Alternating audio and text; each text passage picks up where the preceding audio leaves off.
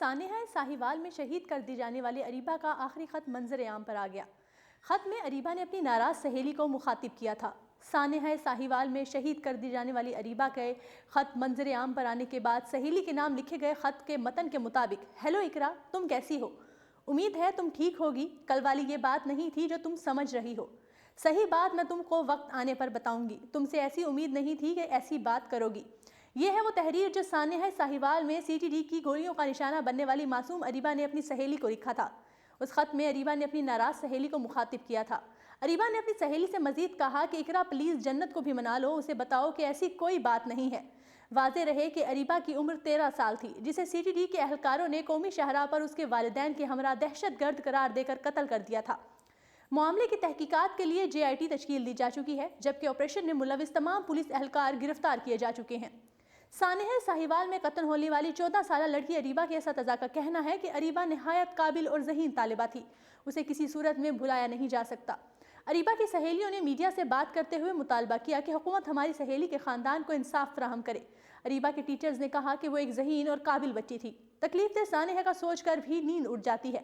اریبہ کی ایک سہیلی نے کہا کہ جب اس نے شادی پر جانے کا پروگرام بنایا تو میں اداس ہو گئی اور اس سے کہا کہ وہ شادی پر نہ جائے بلکہ اسکول آ جائے، مگر اچھا وقت گزرے گا۔ مگر اس نے کہا کہ اس کے قریبی رشتہ داروں کی شادی ہے، اس لیے جانا بہت ضروری ہے۔ دوسرا، 1-2 دن کی ہی تو بات ہے، وہ کون سا دور جا رہی ہے؟ ہمیں نہیں پتا تھا کہ وہ واقعی ہم سے اتنی دور چلی جائے گی، ورنہ ہم اسے روک لیتے۔ کاش وہ نہ جاتی۔ اس کی موت کا غم بھولنے والا نہیں۔ وہ بہت ہی پیار کرنے والی اور ملنسار لڑکی تھی۔ اس کی کمی کبھی پوری نہیں ہو سکتی۔ اسے یاد کر کے ہر آنکھ روتی ہے، کاش کہ وہ واپس آ جائے۔ اریبہ کے اسکول کے پرنسپل نے بتایا کہ اریبہ کی موت کی خبر سن کر ہم نے اسکول میں تدریسی عمل روک دیا اور قرآن خوانی کروائی تاکہ ہماری نہونہار طالبہ کی روح کو سکون مل سکے۔ ہمیں یقین نہیں آتا کہ وہ اریبہ جو ہمارے ہاتھوں میں پلی بڑی تھی، اسے اچانک دہشت گرد قرار دے دیا گیا تھا۔ یوسف آقی سے مار دیا جائے گا۔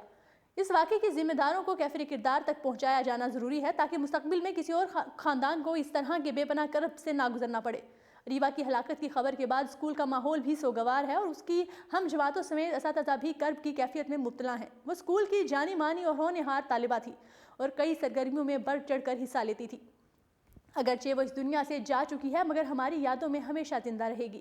ہم آگے بھی اس کے اور اس کے گھر والوں کے لیے قرآن خوانی کرواتے رہیں گے۔ جی ناظرین، اردو پوائنٹ کا انتخاب کرنے کا شکریہ۔